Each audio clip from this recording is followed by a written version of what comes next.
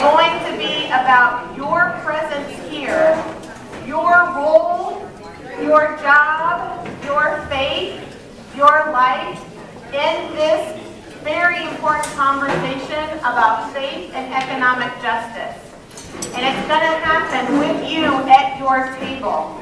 And so later on in the program, in the section where you see meeting a new neighbor and sharing prayer requests, that is for each of you to learn what your role and leadership has been for so many. And we're going to have that as the bulk of our program at the tables. For this morning, we do want to give a huge welcome to everybody who is here. Deep, deep gratitude to the networks that have brought each of us here together. We do want to try and lift up a lot of those.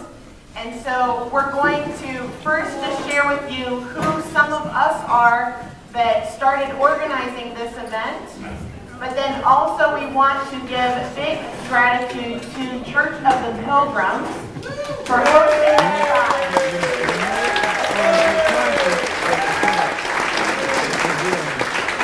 Reverend Palyul, would you please stand? This is the pastor of the church. Ashley Goff. Where's Ashley Goff? Ashley right there, superstar, pastor of the church as well, associate pastor. And then you have several members that are here. Thank you so much for your hospitality and being here. And huge thank you to Jerry and to Paul, by the way. I hope they hear that as well. Welcoming us and setting everything up. And also, I think I want to introduce some, many of you know, I'm Tara, associate pastor at New York Avenue Presbyterian Church, and also a member of Occupy Faith DC, James and others. And so I want to introduce James Lee, who has been one of the few original organizers of Occupy Faith DC. Thank you, Tara. So it is my job to welcome all of you, and I would just like to say that it is a pleasure to see you here this morning. And this is a serious occasion, but it also is an occasion for joy. Yeah. The reason we have joy is because we have a room full of people who believe that there is enough for everyone.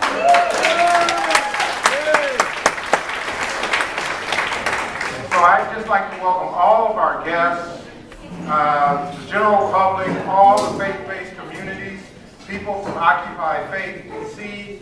We have a great program in store for you. And I just want to say something very quickly about Occupy Faith DC. We are a coalition of faith-based persons, organizations, and places of worship who support the Occupy movement in its principles of nonviolence and also social justice. So this is really what we are focused on today. And we know that our prayers, our meditations, and all of the activities that flow from here on out will be blessed and will be inspired. And we thank you for participating in this event with us. So I'm going to turn you over to Tara McCabe again.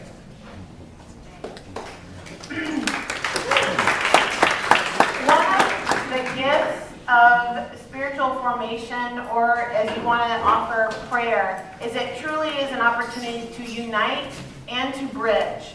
And so we do not want to not acknowledge a powerful witness of prayer action that is also going up, just up the hill at the Hilton Hotel.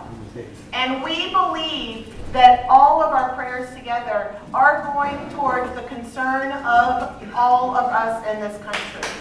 All of us. Reverend Brian Merritt will be sharing a little bit more, but he has been able to be in touch with friends who are up at the National Prayer Breakfast as well.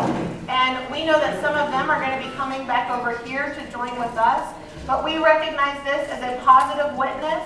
Then it has been a great invitation that started from that National Prayer Breakfast to, yes, unite one another in our positive actions of prayer and action so that we can truly give a powerful witness out of prayer.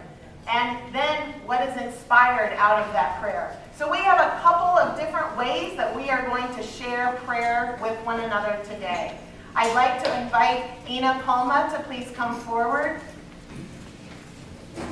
This community has been a vital source of nourishment and support for Occupy at McPherson Square. And I would like for you to introduce yourself first, just give a little bit about how your community has been present at Occupy, and then please continue to guide us into silence.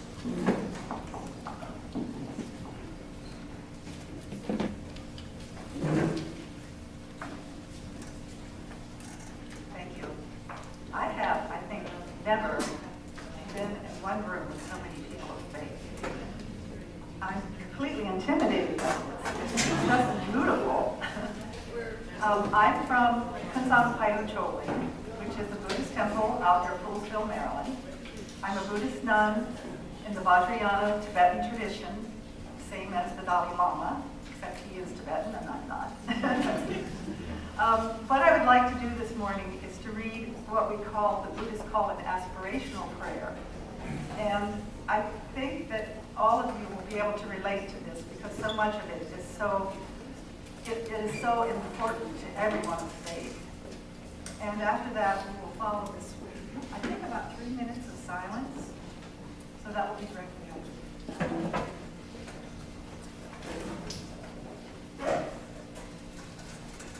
This prayer of aspiration is called Stabilizing a Devoted Mind. In the spiritual energy that relieves the anguish of beings in misery and places depressed beings in eternal joy, I lift up my heart and rejoice. In the goodness producing illumination, I lift up my heart and rejoice. May any spiritual energy thus generated my devotion to the enlightened ones be dedicated to dispelling the misery of living beings without exception. As long as diseases affect living beings, may I be the doctor, the medicine, and also the nurse who restores them to health. May I fall as a rain to increase the harvest that must feed the living beings. And in ages of dire famine, may I myself serve as food and drink. May I be an unending treasury for those desperate and forlorn. May I manifest as what they require and wish to have near to them. My body, every possession, and all goodness past, present, and future, without regret, I dedicate to the well-being of the world. Suffering is transcended by total surrender, and the mind attains to nirvana. As one day all must be given up, why not dedicate it now to universal happiness? May I be land for those requiring it, a lamp for those in darkness. May I be a home for the homeless and a servant to the world. Until every being afflicted by pain has reached to nirvana's shores, may I serve only as a condition that encourages progress and joy.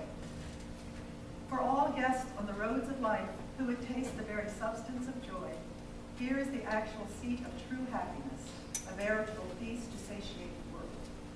Thus today, in the presence of all the awakened ones, I invite every living being to this festival, giving both immediate and lasting